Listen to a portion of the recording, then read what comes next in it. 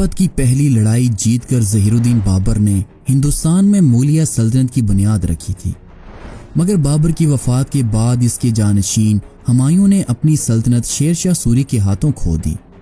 ہمایوں کو شیر شاہ سوری سے پے در پے ہونے والی شکستوں کی وجہ سے ہندوستان سے بھاگنا پڑا۔ مغلوں کو ہندوستان سے نکال کر شیر شاہ سوری نے ہندوستان میں سوری سلطنت کی بنیاد رکھی۔ شیر شاہ سوری کی سلطنت بنگال سے لے کر پنجاب تک پھیلی ہوئی تھی، لیکن شیر شاہ سوری کی وفات کے بعد اسلام شاہ سوری اپنے باپ کی وسیع و عریض سلطنت کو نہ سنبھال سکا اور خانہ جنگی کی وجہ سے سوری سلطنت کمزور پڑ گئی۔ اسلام شاہ کی وفات کے بعد اس کا کمسن بیٹا فیروز خان تخت نشین ہوا، مگر فیروز خان کو اس کے ماموں عادل شاہ سوری نے قتل کر دیا اور وہ خود تخت نشین ہو گیا۔ عادل شاہ سوری انتہا درجے کا عیاش اور ظالم حکمران تھا۔ اس نے عیاشی اور فضول خرچی پر سارا خزانہ لٹا دیا۔ عادل شاہ سوری نے اپنے بھانجے کو قتل کر کے تخت پر قبضہ جمایا تھا، اسی وجہ سے بہت سارے افغان سردار اس کے خلاف ہو گئے تھے اور وہ کسی افغان سردار پر اعتماد نہیں کرتا تھا، لہٰذا اس نے ایک ہندو ہیمو بکال کو اپنا وزیر اور سپہ سالار مقرر کیا۔ عادل شاہ نے تمام تر اختیارات ہیمو کو دے دیے تھے۔ ہیمو بکال بھی عادل شاہ کا وفادار نہ تھا، بلکہ وہ ایک ایسے موقع کی تلاش میں تھا کہ مغلوں کا خاتمہ کرنے کے بعد عادل شاہ کو ختم کر کے وہ اپنی خود مختار حکومت قائم کرے۔ وہ بر صغیر میں دوبارہ ہندو حکومت کی بنیاد رکھنے کے خواب دیکھ رہا تھا۔ پنجاب، مالوا، بنگال اور دہلی میں بھی افغان سرداروں نے اپنی اپنی خود مختار حکومتیں قائم کی ہوئی تھیں۔ اس موقع کو غنیمت جان کر ہمایوں نے 1555 عیسوی میں سکندر شاہ سوری کو شکست دے کر دوبارہ سارے پنجاب پر قبضہ جمانے کے بعد دہلی اور آگرہ پر بھی قبضہ جما لیا۔ 26 جنوری 1156 عیسوی میں ہمایوں سیڑھیوں سے گرنے کے سبب وفات پا گیا۔ اپنی وفات سے چند دن پہلے اس نے بیرم خان کو اپنے بیٹے اکبر کا اتالیق مقرر کیا تھا۔ ہمایوں کے وفات کے وقت اکبر کی عمر صرف 13 سال کی تھی۔ بیرم خان اور اکبر اس وقت کلانور پنجاب میں تھے جب ان کو ہمایوں کی موت کی اطلاع ملی۔ بیرم خان اکبر کا اتالیق تھا، لہٰذا اس نے کلانور میں ہی اکبر کی تخت نشینی کا اعلان کر دیا۔ اس بات میں کوئی شک نہیں کہ اگر اکبر کو بیرم خان جیسا لائق معاون نہ ملا ہوتا تو شاید ہی مغلوں کو اس بر صغیر میں وہ عروج حاصل ہو سکتا جس کی داستانوں سے آج تاریخ رنگین ہے۔ اکبر چونکہ نو عمر تھا، اس لیے تمام مالی اور ملکی معاملات کا اہتمام بیرم خان کے ہاتھ میں آ گیا تھا۔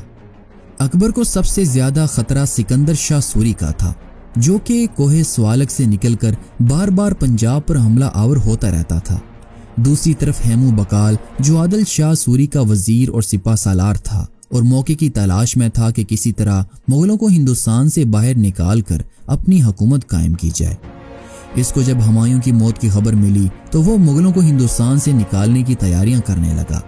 وہ بنگال سے 1000 ہاتھی اور 50,000 سوار لے کر آگرہ کی جانب آگے بڑھا۔ ہیمو نے مغلوں کو بیانہ، اٹاوا، لکھنؤ، سنبل، کالپی اور نارنوال سے بھگا دیا۔ آگرہ میں ہیمو کے حملے کی خبر سن کر سکندر شاہ ازبک نے شہر کو خالی کر دیا اور بغیر جنگ کے وہ فرار ہو گیا۔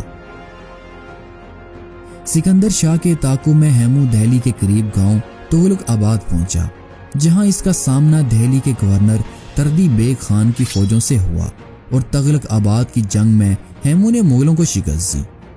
ہیمو نے 7 اکتوبر 1556 عیسوی کو مغلوں کو شکست دے کر دہلی پر قبضہ کر لیا اور یہاں اس نے اپنی بادشاہت کا اعلان کیا۔ دہلی اور آگرہ کو ہارنے کے بعد مغل سردار دہلی سے بھاگ کر اکبر کے پاس سرہند میں جا پہنچے۔ اکبر کے امرائے سلطنت نے یہ مشورہ دیا کہ ہندوستان میں خود کو کچلوانے سے بہتر ہے کہ ہم کابل چلے جائیں اور وہاں سے نیا لشکر لے کر دوبارہ دہلی پر قبضہ کریں۔ تردی بیگ بار بار اس بات پر اصرار کر رہا تھا کہ ہمیں کابل چلے جانا چاہیے کیونکہ ہیمو کے پاس بہت بڑی فوج ہے۔ بیرم خان نے تردی بیگ کو اکبر کے سامنے قتل کر دیا کیونکہ تردی بیگ کی وجہ سے مغل سپاہیوں کے حوصلے پست ہو رہے تھے۔ بیرم خان نے امرائے سلطنت کے مشورے کی شدید مخالفت کرتے ہوئے کہا کہ بادشاہ تو ابھی بچہ ہے، اسے کوئی کچھ نہیں کہے گا، لیکن شکست کی سیاہی ہمارے منہ پر لگ جائے گی۔ ہماری غیرت کا تقاضا ہے کہ یا ہم مریں گے یا پھر فتح حاصل کریں گے۔ اکبر نے بھی بیرم خان کی تائید کی اور کہا کہ خان بابا درست کہہ رہے ہیں، ہم لڑیں گے، مریں گے، مگر ہندوستان سے واپس نہیں جائیں گے۔ نوعمر بادشاہ کی اس ہمت اور فیصلے کے بعد امرائے سلطنت میں کچھ غیرت پیدا ہوئی اور وہ لڑنے اور مرنے کے لیے تیار ہو گئے۔ ہیمو کو جب معلوم ہوا کہ اکبر سرہند میں ہے تو اس نے اکبر کی طرف بڑھنا شروع کر دیا اور اپنے ایک دستے کو توپیں دے کر لشکر سے پہلے ہی پانی پت کی طرف بھیج دیا۔ اسی دوران بیرم خان بھی اکبر اپنے لشکر کو لے کر سرہند سے دہلی کی طرف نکل چکا تھا۔ بیرم خان نے خان شیبانی کو 10,000 گھڑ سوار دے کر آگے ہرول دستے کا کمانڈر بنا کر بھیجا۔ شیبانی نے ہیمو کے توپ خانے پر حملہ کیا اور ہیمو کے توپ خانے پر قبضہ کر لیا۔ ہیمو کی شکست کا بنیادی سبب بھی یہی بنا کہ اس کا مضبوط ترین ہتھیار مغلوں کے قبضے میں چلا گیا۔ 5 نومبر 1556 عیسوی کو پانی پت کے تاریخی میدان جنگ میں ہیمو اور اکبر کی فوجیں آمنے سامنے ہوئیں۔ بیرم خان کے حکم پر اکبر کو میدان جنگ سے 8 میل کے فاصلے پر عقب میں ایک محفوظ جگہ پر ٹھہرایا گیا۔ جنگ کے تمام معاملات بیرم خان ہی دیکھ رہا تھا۔ اصل میں مقابلہ بیرم خان اور ہیمو کے درمیان تھا۔ اکبر تو صرف نام کا بادشاہ تھا، تمام تر اختیارات اس وقت بیرم خان کے پاس ہی تھے، لیکن یہ بیرم خان کی انمول وفاداری تھی کہ اس نے دوبارہ ہندوستان میں مغلوں کی گرتی ہوئی سلطنت کو عروج پر لا کھڑا کیا۔ مغلوں کے لشکر کی تعداد 25,000 کے قریب تھی، لیکن بعض مورخوں نے مغلوں کے لشکر کی تعداد 10,000 جبکہ بعض نے 20 اور کچھ نے 30,000 بھی لکھی ہے۔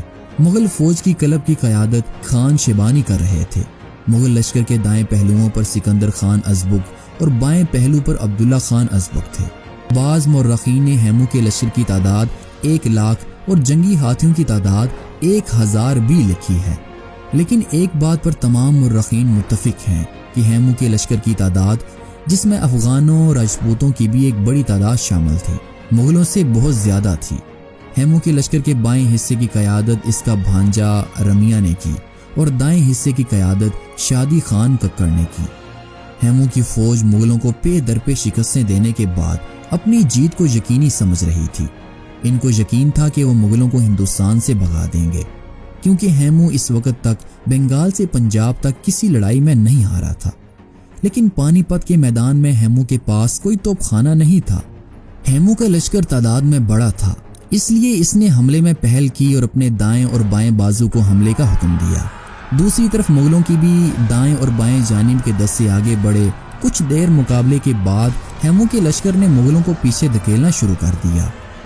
مغلوں کے دائیں اور بائیں جانب کے دستے مغلوں کے کلب سے بھی پیچھے نکل گئے۔ اسی وقت بیرم خان نے تیز رفتار گھڑسوار دستے اپنے پہلوؤں کی مدد کے لیے بھیجے۔ ان گھڑسواروں نے ہیمو کے پہلوؤں پر عقب سے حملہ کر دیا۔ اس 2 طرفہ حملے میں ہیمو کے سپاہ سالاروں شادی خان ککڑ اور بکوان داس سمیت کئی سپاہی مارے گئے۔ مغلوں نے ہاتھیوں کی ٹانگوں اور سونڈوں پر وار کیے، جس سے ہاتھی بے قابو ہو گئے اور پیچھے کی طرف بھاگ نکلے۔ ہیمو اپنے ہاتھی پر بیٹھا میدان جنگ کو دیکھ رہا تھا اور اپنے سالاروں کو وہیں سے حکم بھیج رہا تھا۔ اس صورتحال میں جب ہیمو کے 2 اہم سالار بھی مارے جا چکے تھے، اس نے اپنے پہلوؤں کی مدد کے لیے اپنے محفوظہ کے دستوں کو آگے بھیجا، جنہوں نے مغل گھڑسواروں کو جو پیچھے سے حملہ کر رہے تھے انہیں واپس دھکیل دیا۔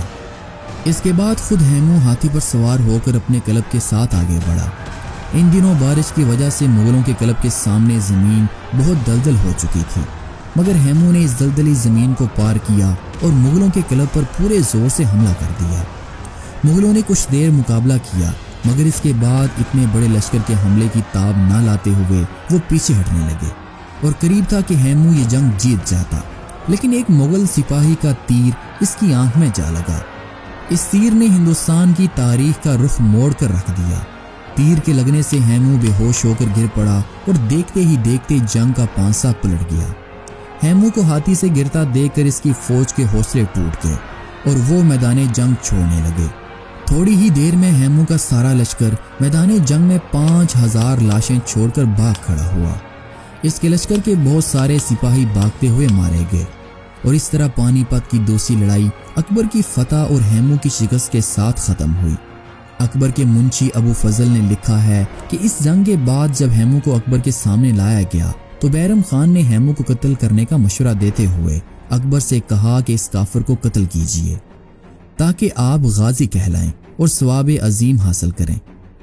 لیکن اکبر نے جواب دیا کہ اس نیم مردہ قیدی کو مار کر نہ ہم غازی بن سکتے ہیں اور نہ ہی کوئی ثواب حاصل کر سکتے ہیں۔ لیکن اکبر کے نہ چاہتے ہوئے بھی بیرم خان نے ہیمو کا سر تن سے جدا کر دیا۔ لیکن مورخ تاریخ فرشتہ نے لکھا ہے کہ اکبر اس وقت بچہ تھا جب اس کو ہیمو کا سر کاٹنے کا کہا گیا تو اکبر نے وار کیا، لیکن اس میں اتنی طاقت اور ہمت نہیں تھی کہ سر کاٹ سکے۔ اس کے بعد بیرم خان نے ایک زوردار وار کر کے ہیمو کا سر کاٹ دیا۔ ہیمو کے سر کو دہلی دروازے کے باہر لٹکانے کے لیے کابل بھیج دیا گیا، جبکہ اس کے دھڑ کو پرانا قلعہ دہلی کے ایک دروازے پر نشان عبرت کے لیے لٹکا دیا گیا، جہاں ہیمو نے دہلی فتح کرنے کے بعد تاج پوشی کی تھی۔ اکبر کے پانی پت میں اس تاریخی فتح سے ہندوستان میں مغلیہ سلطنت کا ایک نیا دور شروع ہوتا ہے۔ یہ عجیب اتفاق ہے کہ اکبر کے دادا بابر کو بھی حکومت پانی پت میں فتح حاصل کرنے کے بعد ملی تھی، اور اکبر کی حکومت کا دور بھی اسی پانی پت کے میدان میں فتح حاصل کرنے کے بعد شروع ہوا، اور اس کے بعد مغلیہ سلطنت کو وہ عروج حاصل ہوا جو اس سے پہلے برصغیر میں کسی بھی سلطنت کو حاصل نہیں ہوا